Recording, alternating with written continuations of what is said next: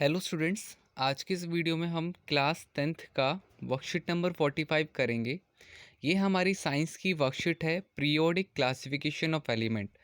तो यहाँ पर हमने पिछली वर्कशीट में डोबिनियर और न्यूलैंड के ऑक्टेव्स वाला जो था आपका वो पढ़ लिया था।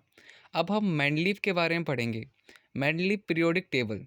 तो लिखा हुआ यहाँ पर इन्होंने किस तरीके से किया तो जरा देखते हैं। लिखा हुआ even after the rejection of Newland law of octaves many scientist continue to search for a pattern that correlated the property of element with their atomic masses. तो कई सारे साइंटिस्ट ने जो एलिमेंट्स थे उनको क्लासिफाई करने की बहुत कोशिश करी थी, जैसे कि डोबिनियर हो गया, न्यूलैंड लॉ ऑफ ऑक्टेव हो गया। बट वो सब भी क्या हुआ, तो वो सब भी सक्सेस नहीं कर पाए।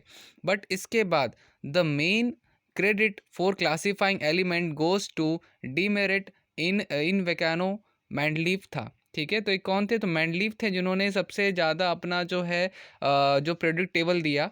तो यहाँ पे लिखा हुआ a Russian chemist, he was the most important contributor too early development of periodic table. देखो, इन्होंने भी क्या कहते हैं, पीरियोडिक टेबल जो थी बनाई थी, वो सक्सेसफुली इनकी सक्सेस नहीं हुई थी।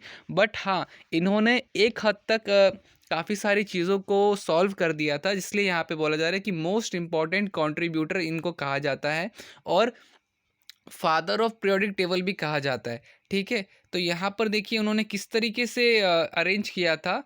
तो लिखा हुआ the element were arranged on the basis of their fundamental property, the atomic mass and also on similarity of chemical properties. तो यहाँ पर देखिए इसके बारे में लिखा हुआ है कि उन्होंने किस तरीके से किया। तो उन्होंने ना, जब वहाँ पर जब मैंडलीव थे तो उस टाइम 63 एलिमेंट नोन थे। So he examined the relationship between atomic mass of the element and their physical and chemical property. तो इन्होंने भी उनकी physical property, chemical properties and atomic masses को आपस में देखा और क्लासीफाई किया। Among the chemical properties, Mendeleev concentrate on compound formed by element with oxygen and hydrogen. तो उनका जो मेन फोकस था वो जिनका ऑक्सीजन एंड हाइड्रोजन के कंपाउंड्स के ऊपर के था।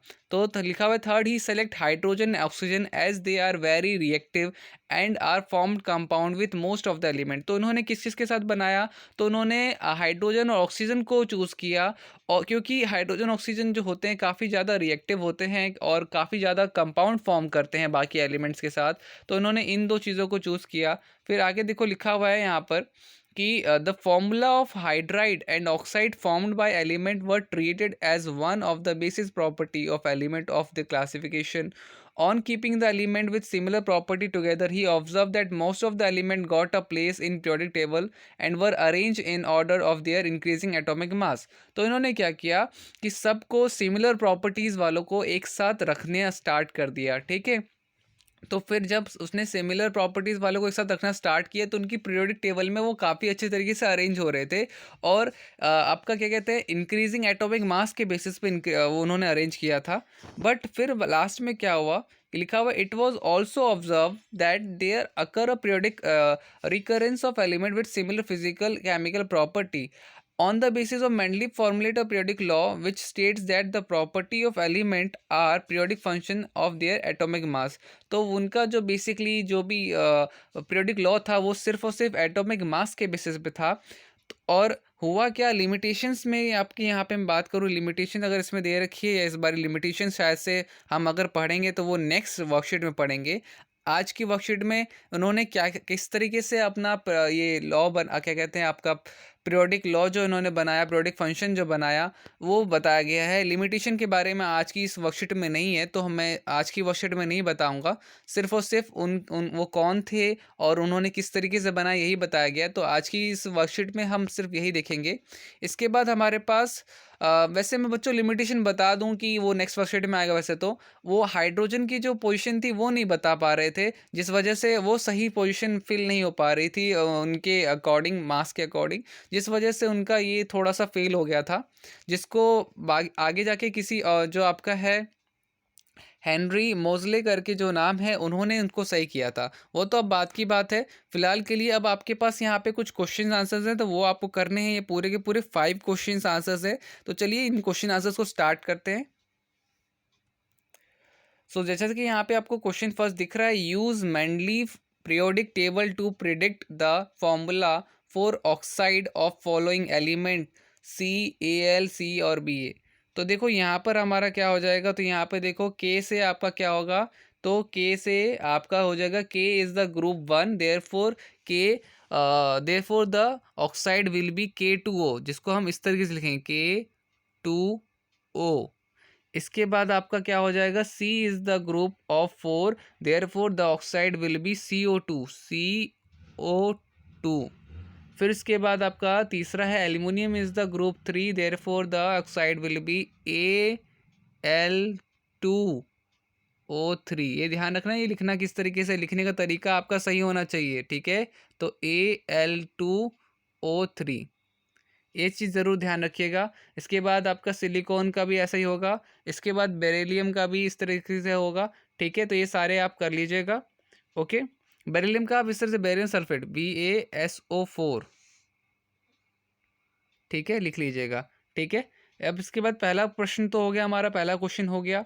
अब ज़रा अगला क्वेश्चन देख लेते हैं। अगला क्वेश्चन बोला जा रहा है कि what is the basis of periodic law formulated bye Mendeleev. तो बेसिस क्या था, किस बेसिक पे था, तो Mendeleev formulated a periodic law based on periodic recurrence of element with the similar physical chemical property.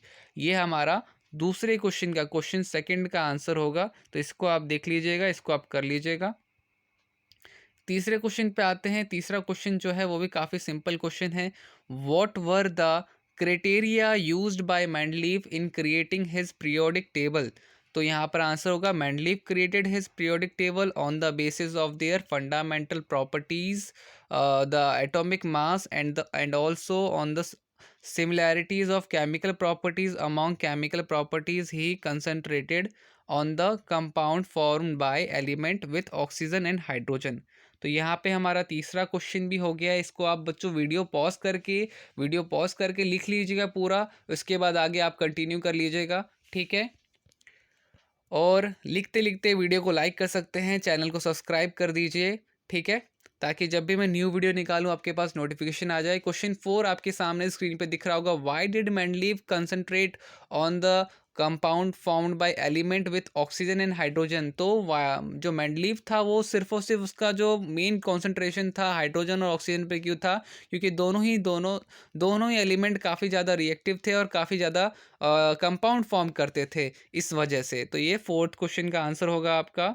इसके बाद हमारा जो फिफ्थ क्वेश्चन है एंड लास्ट क्वेश्चन है, complete the sentence. Mendeleev periodic table vertical columns are called groups. Vertical columns को, जो सीधे सीधे कॉलम्स थे, उनको ग्रुप्स बोला गया। And horizontal rows are periods.